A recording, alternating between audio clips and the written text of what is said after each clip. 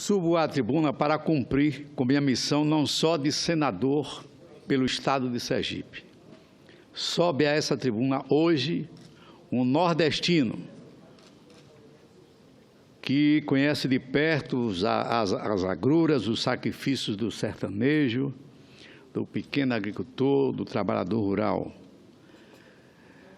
para sobreviver e tirar da terra o alimento que chega à mesa dos brasileiros. Trago aqui a minha preocupação, porque vejo no debate que se apresenta sobre a reforma da Previdência o sério risco de que a frieza dos números se sobreponha ao importante papel dos aposentados especiais na economia, notadamente pequenos agricultores e pescadores artesanais, não obstante permanecerem ainda invisíveis para uma parcela da sociedade.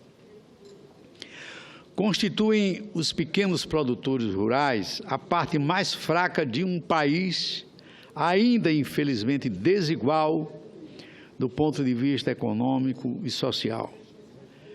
Da defesa deles não abrirei mão.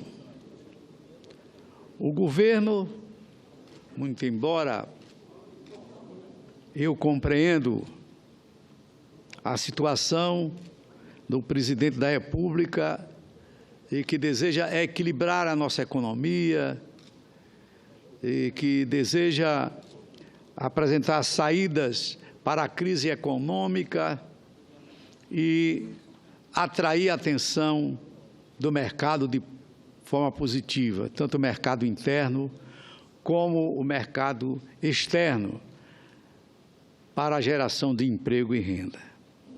Mas o governo fala do rombo da Previdência e da necessidade extrema dessa reforma, diante da mudança do perfil de idade da nossa população e da sobrecarga do sistema.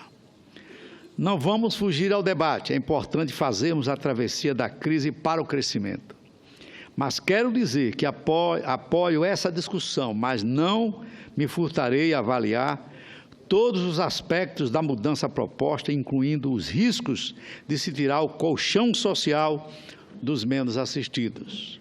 No campo, com reflexos nas cidades, receio que os efeitos da reforma podem ser preocupantes. Talvez fosse interessante burocratas e parlamentares visitarem uma pequena propriedade do Brasil, ouvir histórias, viver o cotidiano dos trabalhadores, especialmente os trabalhadores do Nordeste. Veriam, então, a impossibilidade de se comparar contribuinte urbano com contribuinte rural. Na pequena propriedade rural é comum aos 10 anos de idade já se cumprir tarefas.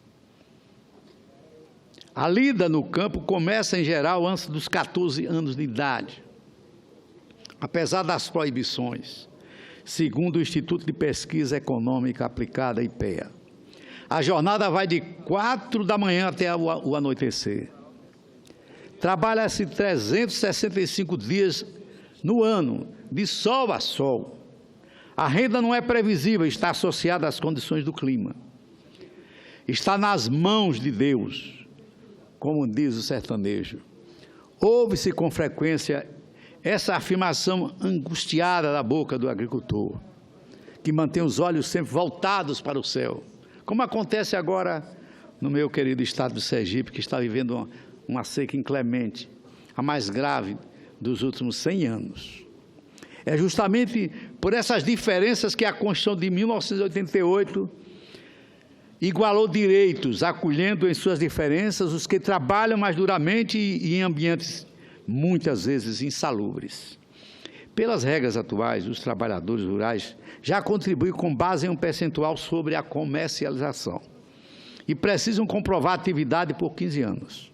Aos 55 anos, a trabalhadora rural e aos 60 anos, o trabalhador rural podem requerer aposentadoria e passam a receber um salário mínimo. E é isso, 99% dos benefícios dos trabalhadores rurais são de apenas um salário mínimo. Com a reforma da Previdência, o que se pretende é igualar o trabalhador rural ao trabalhador urbano, passando por cima das diferenças que são gritantes entre eles. A proposta que se apresenta de reforma institui contribuição sobre as mesmas bases do trabalhador urbano, ainda que com uma alíquota favorecida a ser definida em lei. Ou seja, eles passariam a contribuir mensalmente para o INSS, se aposentando a partir dos 65, com 25 anos de contribuição. Será que não estaremos retrocedendo nas garantias da Constituição Cidadã? Na nota técnica 25, publicada em 2016, o IPEA mostrou que a Previdência Rural, como é hoje, contribuiu para a redução de 1/3 da pobreza no campo e na melhoria social. De fato, segundo pesquisadores, Alexandre Valadares, ele não é meu parente, mas eu o admiro, e Marcelo Galiza, nas famílias com ao menos um beneficiário, são maiores as taxas de frequência escolar. A incidência do trabalho infantil é quase 50% menor. Outro indicador de melhoria de qualidade de vida é de redução do trabalho infantil nas famílias em que existe ao menos um beneficiário da Previdência Rural. Houve uma contínua redução das taxas nesses domicílios, caindo de 3,68 em 1993 para 0,75 em 2014. Os pesquisadores enfatizam o potencial redistributivo da Previdência no campo. Eu estou aqui dizendo isto e quero reproduzir parte da conclusão desse estudo. O sistema de aposentadorias rurais, do ponto de vista do seu imenso potencial redistributivo e de seu protagonismo no combate à pobreza no campo, deve ser reconhecido como um sistema de direitos fundamentais, exatamente nos termos em que a Constituição de 1988 projetou ao colocá-la ao lado do direito à saúde e assistência no quadro geral da Seguridade Social. E o retrocesso pode acontecer porque, volta a salientar, será difícil para o agricultor manter a contribuição mensal, considerando que se o trabalhador urbano tem salário, a renda do trabalhador rural depende da produção. E qual é a situação atual? O Nordeste enfrenta atualmente uma estiagem, como eu falei inicialmente, que alguns dizem ser a pior dos últimos 100 anos. Em Sergipe, enfrentamos uma seca sem tréguas. Nossa produção é destaque no Nordeste e está distribuída entre pequenos, médios e grandes produtores. No meu estado, a agricultura familiar ocupa mais de 80% da mão de obra no meio rural. É geração de emprego e sustento de mais de 220 mil pessoas, conforme o IBGE. Apesar da estiagem que assola e destrói expectativas, o trabalhador rural em Sergipe e no país permanece na sua missão, até por conta, é muito importante registrar, do apoio governamental. São incentivos e iniciativas essenciais para fixar o homem na terra e permitir que continue produzindo, como, por exemplo, o Seguro Safra e as obras de construção do sistema de irrigação, entre outros. Os pequenos agricultores reconhecem o grande apoio do Estado à produção, mas temem que a mudança de regras não leve em consideração suas peculiaridades. Não vamos retroceder, colocando os nossos produtores em situação de fragilidade. Não podemos voltar a ser exportadores de mão de obra barata. Não podemos viver com essa situação novamente. Se aprovada a mudança da aposentadoria rural, prevejo uma geração de jovens desestimulados em permanecer no campo, já que as chances de conseguirem cumprir a idade mínima serão pequenas. Vejo uma grande evasão para as cidades, o inchamento das grandes metrópoles e o abandono da pequena produção.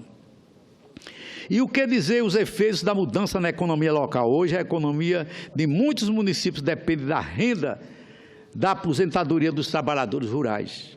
São os mercadinhos, o pequeno comércio que se mantém graças ao giro do dinheiro dos aposentados. Estima-se por baixo que mais de 1.600.000 municípios brasileiros têm na aposentadoria rural a base de sua receita.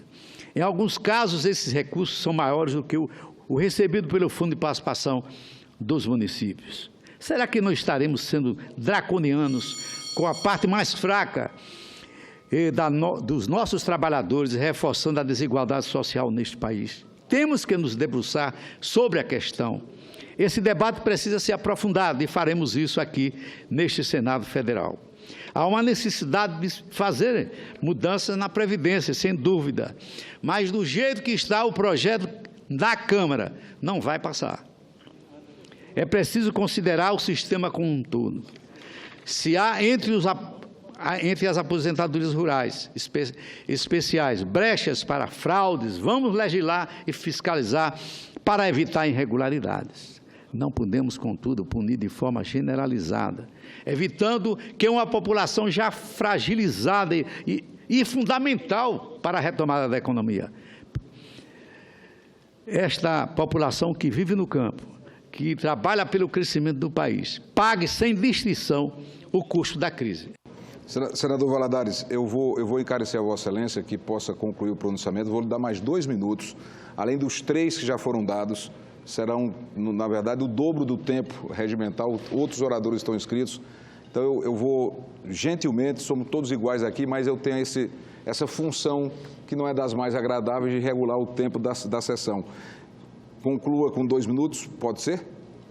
Então, eu lhe considerei mais 2 minutos para a conclusão do seu pronunciamento. Muito obrigado.